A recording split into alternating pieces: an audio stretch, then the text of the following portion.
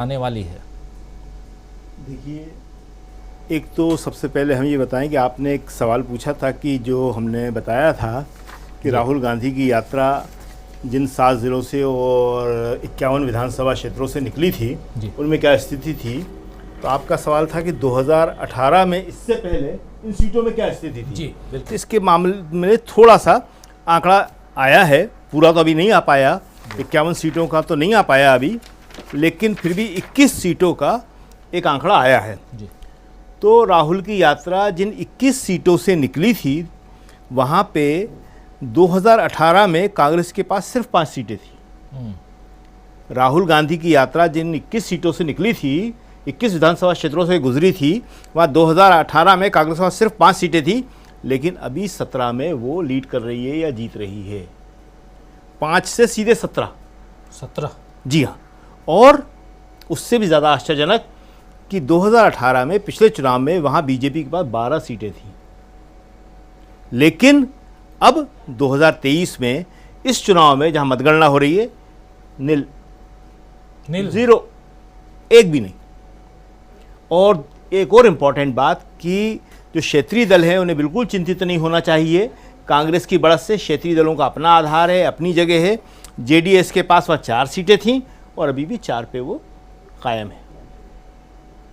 तो ये जो हम बात कर रहे थे 51 विधानसभा क्षेत्रों की, 7 ज़िलों की, जिनमें से राहुल अपनी यात्रा लेके निकले थे, जिनमें से 37 पर कांग्रेस लीड कर रही है, 9 पर जेडीएस और 4 पे बीजेपी, उसमें से 21 का आंकड़ा पिछली बार का भी आ गया है, बाकी भी आ रहा है। तो थोड़ी देर में हम पूरा 51 सीटों को बताने की स्थिति में होंगे कि वहाँ 2018 में किसके पास कितनी सीटें थीं। दूसरी बात देखिए, ये बहुत ही इम्पॉर्टेंट बात है राजीव जी।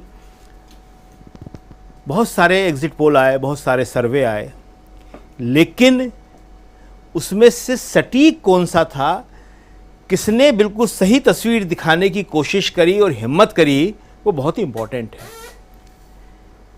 10 तारीख को एग्जिट पोल हुआ, 10 तारीख की शाम को आपने भी बताया और 11 की अखबार में सुबह देशबंधु में आपने उसको छापा। जी। वो हमें अभी तक याद है, आपने लिखा था कि 134 से 152 सीटों पर कांग्रेस जीत रही है और 135 सीटें भी दिख रही हैं। आपने 134 का मिनिमम आंकड़ा दिया था, अब उससे कम जाने वाली कांग्रेस नहीं है। ये आपका बिल्कुल सही हुआ, 135 तक आ गई है, आगे जा सकती है। आपने बीजेपी का आंकड़ा दिया था 46 टू 64, तो ये उसी के आसपास बीजेपी रुकी हुई है। और जेडीएस का आपने आंकड़ा दिया था 19 टू 29, ये भी वहीं के वहीं है, 19 से 29 के बीच में। तो ये जो है बहुत बड़ी डीबी लाइव के लिए और देशबंधु के लिए अच्छी चीज़ है कि आपका ये आंकड़ा बहुत सही निकला। अब ये जो चुनाव है, नतीजे करीब करीब यहीं इसी के आसपास रहने वाले हैं। अभी और दूसरा कोई हमें चैनल देख रहे हैं, वो 137 बता रहा है कांग्रेस की और बीजेपी की 65 से कम करके 64 दिखा रहा है। ये अभी थोड़ा बहुत 1, 2, 3 का उतार चढ़ाव चलता रहेगा, मगर अब इससे आगे पीछे ज़्यादा जाने वाला नहीं है। तो अब ये जो नतीजे हैं, इसके आगामी राजनीति पे, कल की राजनीति पे क्या प्रभाव पड़ेंगे, ये सबसे इम्पोर्टेंट बात है। जी बिल्कुल।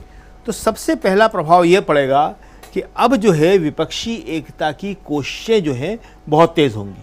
अभी आपने जो ट्वीट अखिलेश यादव का दिखाया, वो बहुत इंपॉर्टेंट ट्वीट है, बहुत इंपॉर्टेंट ट्वीट है। अखिलेश यादव को जितने शब्द समझ में आए, जितने पॉजिटिव शब्द समझ में आए और जितने बीजेपी के लिए नकारात्मक शब्द समझ में आए, वो सब उन्होंने डाल दिए।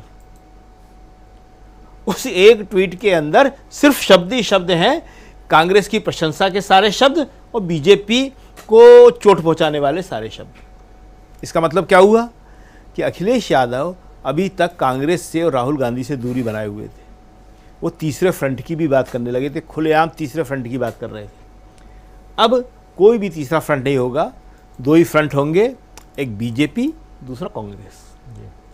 तो कांग्रेस के इस फ्रंट के साथ अब अखिलेश यादव भी आएंगे, अब ममता बनर्जी भी आएंगी, बाकी नीतीश कुमार आ ही गए हैं, तेजस्वी यादव आ ही गए हैं, आम आदमी पार्टी भी आएगी और सारे बाकी जितने भी दल हैं, शरद पवार भी आएंगे, शिवसेना है ही साथ में, और ये जो फ्रंट बनेगा, जो भी इसका नाम रखेंगे, एकता मोर्चे का, एकता मंच का, वो कम से कम 350 सीटों पे 1-1 बीजेपी से फाइट करने की स्थिति में होगा।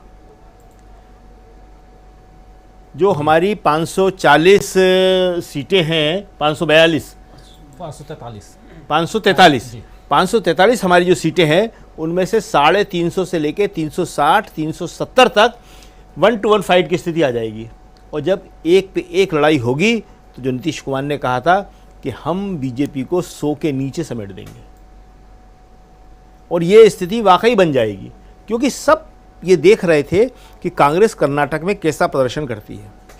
और कर्नाटक में कांग्रेस का अच्छे प्रदर्शन का मतलब है कि अब सचिन जो हैं, जो अपनी यात्रा निकाल रहे हैं, बगावती तेवर दिखा रहे हैं, उनके स्वर भी मध्यम पड़ गए हैं जी।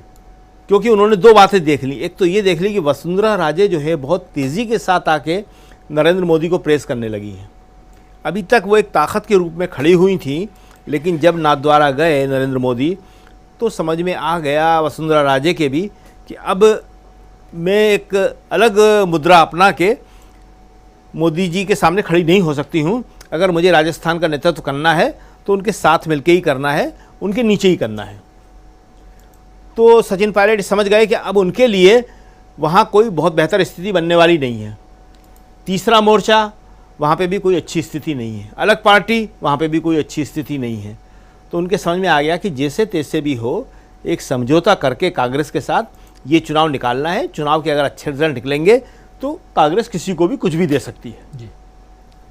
दूसरा, मध्य प्रदेश में दिग्विजय सिंह और कमलनाथ दोनों मिलकर बहुत अच्छा काम कर रहे हैं, वहाँ कोई खतरा नहीं है। छत्तीसगढ़ में आपने देखा होगा कि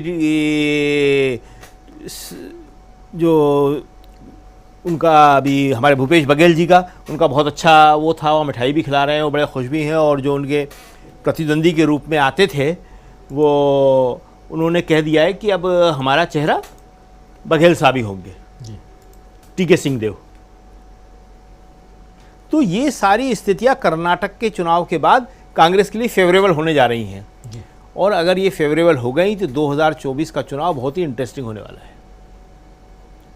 2000 जी बिल्कुल, 2024 का चुनाव बहुत इंटरेस्टिंग होने वाला है और उस पर चर्चा लाजमी है, क्योंकि अभी इस वक्त आप देख रहे हैं जो स्क्रीन पे जो फिगर है, ये बहुत कुछ कहता है। अभी तक बीजेपी अपने आप को ये कहती रही, ये मानती रही शायद कि नरेंद्र मोदी के नाम पर, उनके चेहरे पे हम चुनाव जीत सकते हैं, और इसीलिए, और ख़ासकर जब जब कहीं भी फंसे तो वहाँ मोदी जी को आगे कर दिया, या खुद प्रधानमंत्री नरेंद्र मोदी आगे हो गए। उन्होंने यहाँ भी, यानी कर्नाटक में भी, वो तमाम हथकंडे अपनाने की कोशिश की जहाँ से वो चुनाव को लिफ्ट कर पाएँ और अपने अंदाज से, अपने हिसाब